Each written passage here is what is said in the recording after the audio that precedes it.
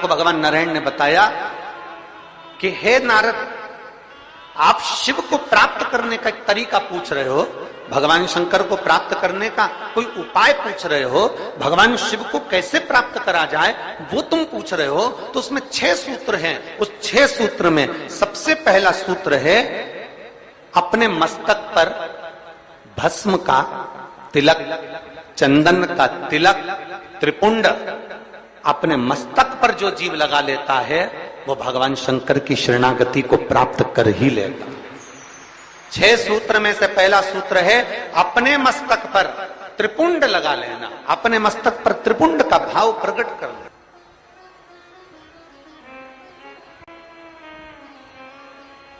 अब एक बात बहुत ध्यान से सुनिएगा, जरा स्मरण में रखिएगा।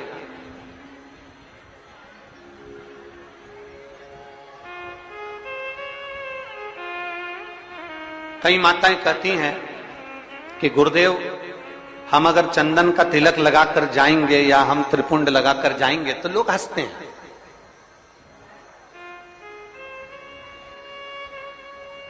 हम अगर चंदन का तिलक लगाकर जाएं, त्रिपुंड लगाकर जाएं तो दुनिया के लोग हंसते हैं। तो हम स्त्री को, हम नारी को क्या करना चाहिए?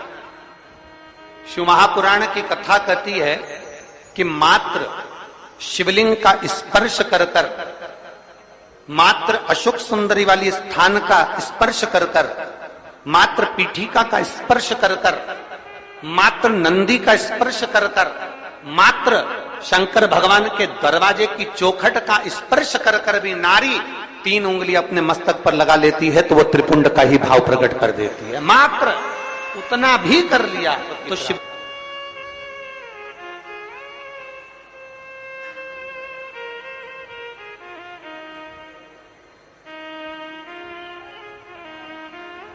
दूसरा सूत्र बताया है देवऋषि नारद को। दूसरा ये 24,000 श्लोक की 12 संहिताओं के अंतर्गत जो देवऋषि नारद को वर्णन किया जा रहा है, इसमें 6 सूत्र से वेत्रवती शिव महापुराण की कथा को प्रारंभ कर रहा है। 6 सूत्र। पहला सूत्र है शिव को प्राप्त करने के लिए मस्तक पर त्रिपुंड। दूसरा सूत्र है जब मौका मिल जाए तो देवादिदेव महादेव के मंदिर में 1 लोटा जल समर्पित कर। यह दूसरा सूत्र है। अगर संसार का व्यक्ति अपने मस्तक पर त्रिपुंड नहीं लगा सकता, संसार का व्यक्ति अपने मस्तक पर चंदन तिलक नहीं कर सकता, तो शिव महापुराण की कथा कहती है देवऋषि नारद, ये दूसरा सूत्र है कि भगवान शिव के मंदिर में जाकर, शंकर के शिवालय में जाकर 1 लोटा जल अपने घर से भरकर, अपने घर से ले जाकर शंकर भगवान के शिवलिंग को समर्पित करना शंकर को प्राप्त करने के बराबर है। ये दूसरा सूत्र वर्णन किया गया। दूसरा सूत्र। कितने लोग हैं आप लोग जो शिव के मंदिर जाते हैं? जरा हाथ उठाओ। सभी जाते हो? धर लो वापिस धर लो। बोल बम का नारा है, आवाज नहीं आई, कल्याण तुम्हारा है। अच्छे से तो बोलो जम के। बोल बम का नारा है, सारी समस्या का हल। कोई लेट बनता है, कोई जल्दी बनता है, शिव को जल चढ़ाने वाला एक दिन से जरूर बनता है। 1 लोटा जल हृदय से, अपने भाव से, अपने मन से देवादिदेव महादेव के करीब में लेकर, शिव जी के पास में लेकर, ओगरदानी के नजदीक में लेकर चल, 1 लोटा जल भगवान शंकर के करीब में लेकर जाने का प्रयास किया। मंदिर का पानी लेते हो कि घर से लेकर जाते हो? अरे जम के तो बोलो जरा। घर से। देखो दूसरा सूत्र है भगवान शंकर के शिवालय में, भगवान शंकर के शिवालय में पहुंचकर 1 लोटा जल समर्पित करना। तीसरा सूत्र है अपने गले में रुद्राक्ष को धारण करना। ये तीसरा सूत्र। मान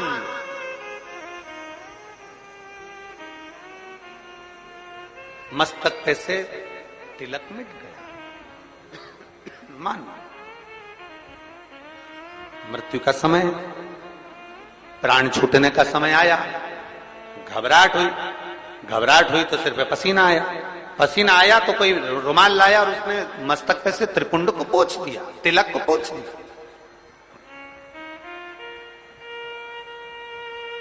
मान लो तिलक कुछ गया,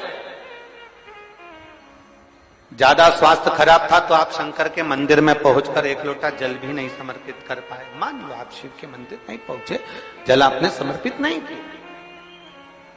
मान लो आप शंकर पर चढ़ा हुआ जल भी नहीं पी पाए। शिव महापुराण की कथा कहती है, भगवान शंकर का संवाद कहता है, त्रिपुंड नहीं है, एक लोटा जल समर्पित नहीं कर पाए, शंकर की चौखट तक नहीं पहुंच पाए, तो शिव महापुराण की कथा कहती है, एक कार्य कर लो, अपने गले में एक रुद्राक्ष या तुलसी की माला, इन दोनों को धारण कर लो। क्यों? क्योंकि सिर का तिलक मिट जाएगा। मान लो तुम्हारे पास में कुछ होगा तो वो छूट जाएगा, पर ये गले में पड़ा हुआ रुद्राक्ष, गले में पड़ी हुई तुलसी की माला, अगर तुम्हारे प्राण भी छूट गए तो वो तुम्हें नरक नहीं भेज सकते, वो तुम्हें शिव धाम ही भेजे, भगवान शंकर के धाम।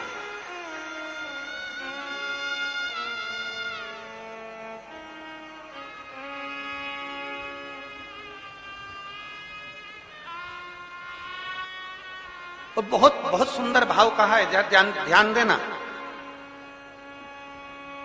कोई कहे कि गुरुजी हम नारायण को भजने वाले हैं, हम मरेंगे तो बैकुंठ जाएंगे।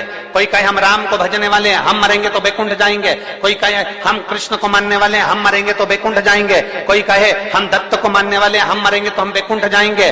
जरा एक बार लिंग पुराण को उठाकर पढ़िएगा, एक बार स्कंद पुराण को उठाकर पढ़िएगा, एक बार गर्ग संहिता को पढ़िएगा, एक बार शिव महापुराण का स्मरण करिएगा, और एक बार ब्रह्म वैवर्त पुराण को भी पढ़िएगा, और एक बार अगर मौका मिल जाए तो नर्मदा पुराण का स्मरण करिएगा, जिसमें स्पष्ट कहा गया, और गरुण पुराण को भी अगर ध्यान से पढ़ेंगे तो उसमें भी स्पष्ट किया गया है, पद्म पुराण में भी स्पष्ट किया गया है कि चाहे तुम राम का स्मरण कर रहे हो, चाहे तुम कृष्ण का स्मरण कर रहे हो, चाहे तुम दत्त का स्मरण कर रहे हो, चाहे तुम किसी देवी का स्मरण कर रहे हो, चाहे तुम किसी देवता का स्मरण कर रहे हो, पर जब जीव के प्राण छूटते हैं, प्राण छूटने के समय पर यमलोक से जो यमदूत मृत्यु लोक में आते हैं, सबसे पहले देवाधिदेव महादेव के पास जाकर पूछते हैं कि मैं इस जीव को ले जाना चाहता हूं, आपकी आज्ञा हो तो ले जाऊं। तब शंकर भगवान जब आज्ञा करते हैं, तब जाकर मृत्यु लोक से कोई आत्मा को लेकर जाया जाता है, कोई जीव को लेकर जाया। शिव आज्ञा नहीं करे तो कोई जीव को नहीं ले जा सकता। सब खाली है, शिव के बिना सब अधूरा, शंकर के बिना सब सूना। जहां शिव नहीं वहां कुछ है। एक रुद्राक्ष धारण। अभी जहां कथा थी, ओमकारेश्वर की कथा में और एक छत्तीसगढ़ की कथा में हमने कहा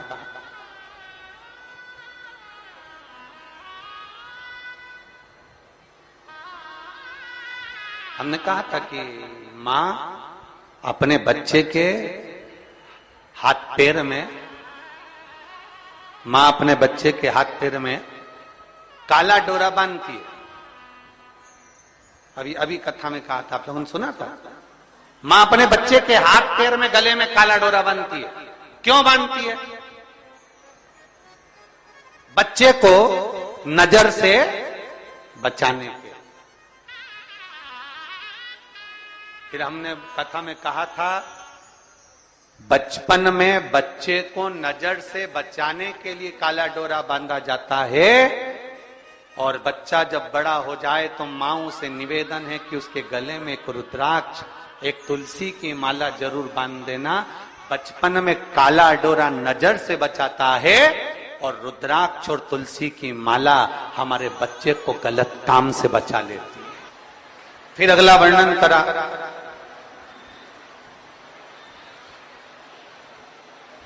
एक सूत्र में वर्णन करते हुए कहा देव ऋषि नारद से भगवान विष्णु ने कि भगवान शंकर की कथा में जाकर बैठना और बैठकर कथा को श्रवण करना, यह भी भगवान शंकर की शरणागति के बराबर है, शिव को प्राप्त करने के बराबर। शिव को प्राप्त करना। और आखिरी का जो सूत्र कहा गया वो सूत्र है कि शिव महापुराण की कथा को सुनने के बाद अपने भीतर, अपने अंदर मनन चिंतन, कथा का मनन चिंतन अपने भीतर।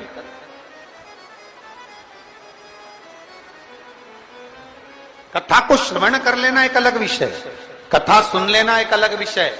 शिव महापुराण की कथा कहती है कि जाना, कथा में पहुंच जाना, कथा में बैठ जाना, कथा में पहुंचकर विनय कर लेना, यह अलग विषय है। पर शिव महापुराण की कथा कहती है कथा में पहुंचने के बाद जितना बन सके उस कथा को अपने भीतर उतारना एक अलग विषय। बोल बम का नारा है, जरा जम के बोल बम का नारा है, उसको अपने भीतर उतार लेना। भगवान शंकर की अविरल भक्ति को अपने भीतर उतार।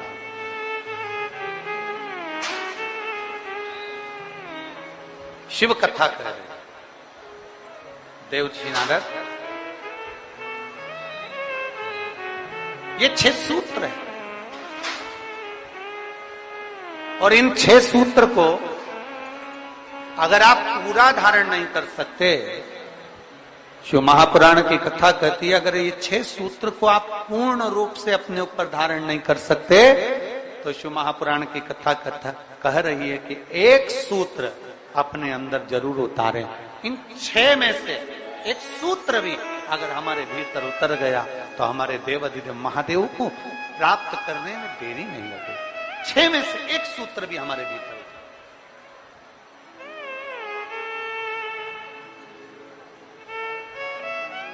अब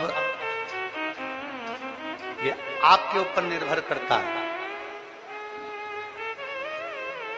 ये आपके ऊपर निर्भर करेगा कि आप कौन सा सूत्र अपने भीतर उतारें।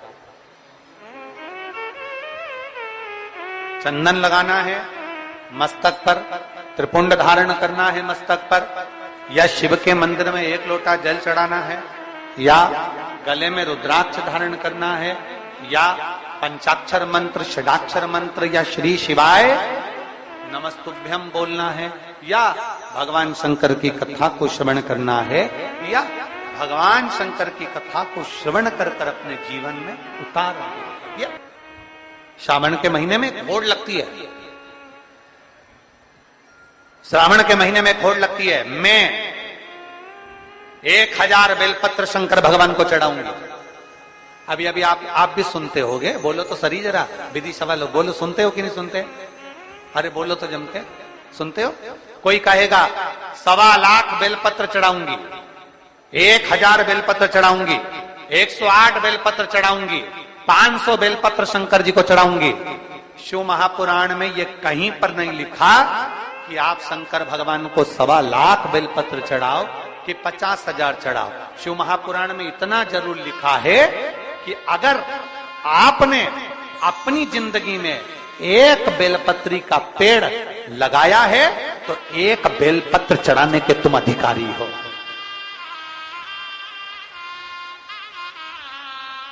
किसी का लगाया पेड़, किसी का बड़ा सारा वृक्ष, और तुम्हारा मन कर गया 1.25 लाख बेलपत्र चढ़ाऊंगी, उस बेलपत्र के सारे पत्तों को, सारे पत्र को तुमने तोड़ लिया, शिव जी को समर्पित कर दिया। बेलपत्र का वृक्ष भी सोचता है जिंदगी में एक पेड़ ना लगाया, जिंदगी में एक वृक्ष ना लगाया, जिंदगी में वृक्ष को कटवाया पर लगाया नहीं, और वृक्ष लगाया नहीं और बेलपत्री का पत्ता तुम शिव जी को चढ़ाओ, मेरा ओघड़ दानी स्वीकार नहीं करता। ध्यान देना, अगर शंकर को बेलपत्र चढ़ाने का शौक रखते हो और अपने मरने के बाद भी शंकर के मंदिर में बेलपत्र चढ़वाना चाहते हो तो 1 बेलपत्र का वृक्ष लगाने का संकल्प लेकर अपने जीवन को आगे बढ़े कि हम भी 1 बेलपत्र का वृक्ष लगाएंगे, जिससे हमारा वो लगाया हुआ वृक्ष का बेलपत्र भगवान देवाधिदेव महादेव को समर्पित हो सके, भगवान शिव को चढ़ सके। कोई कह दे शिव पर चढ़ी बेलपत्र मत खाओ। कोई कह दे शंकर का मंत्र श्री शिवाय नमस्तुभ्यम मत बोलो, हम उनसे कहते हैं निवेदन स्वीकार करें। कोई जीव शिव की ओर जा रहा है, मदिरा की दुकान की ओर नहीं। शिव पर चढ़ा जल पी रहा है, मदिरा नहीं। शिव पे चढ़ी बेलपत्र खा रहा है, मांस और गलत चीजें नहीं। ये हमारे भीतर एक विश्वास जागृत होना चाहिए कि दुनिया के लोग जो गलत जगह जा रहे थे आज सही जगह पर जा रहे हैं और सही चीज खाओ। जल वृष्टि अपनी जगह होगी, कीचड़ भी होगा, पानी भी होगा, सब कुछ होगा, पर सबसे ज्यादा खुशी पूरे विदिशा वालों को होना चाहिए कि मेरा शंकर तुम्हारी नगरी में 7 दिन आकर विराजमान हो गया। संपूर्ण विदिशावासियों,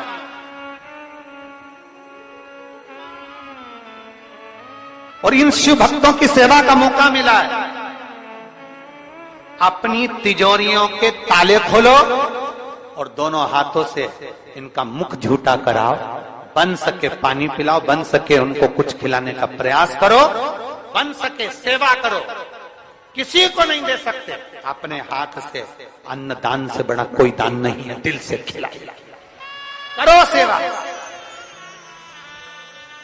हम हर कथा में कहते हैं, इस कथा में भी कह कर जा रहे हैं। एक डायरी लो, उस डायरी में लिख लो कि मैंने 30 तारीख से कथा प्रारंभ हुई, 6 तारीख तक चली, उस बीच में मैंने 3 तारीख को, 2 तारीख को, 1 तारीख को 5 रुपए का किसी को पानी पिलाया, लिख कर रखना। 3 महीने में हमको सूचना जरूर देना। हम दूर नहीं है, सीओर तुम्हारे विदिशा के पास नहीं है, कभी भी आकर लिख कर देकर जाना कि 5 रुपए का पानी किसी को पिलाया था शिव भक्त को शिव पुराण में, उसका फल 1000 गुना प्राप्त हुआ कि उसके प्राण चले जाते हैं। तो शंकर नंदी लेकर आकर देवराज नाम के ब्राह्मण को शिव धाम ले जाता है। एक बेलपत्री के वृक्ष की छांव करोड़ों करोड़ों पाप को समाप्त कर देती। कभी मौका मिल जाए, कभी मौका मिल जाए तो बेलपत्र के वृक्ष की छांव में बैठकर एक भगवान का किया गया भजन सुख प्रदान करता। आपको घर जमीन जायदाद देते हैं। शिव महापुराण की कथा कहती है सबसे पहले भगवान शंकर आने वाले शिव भक्त को अपनी भक्ति प्रदान करते हैं, राम की शरणागति प्रदान करते हैं।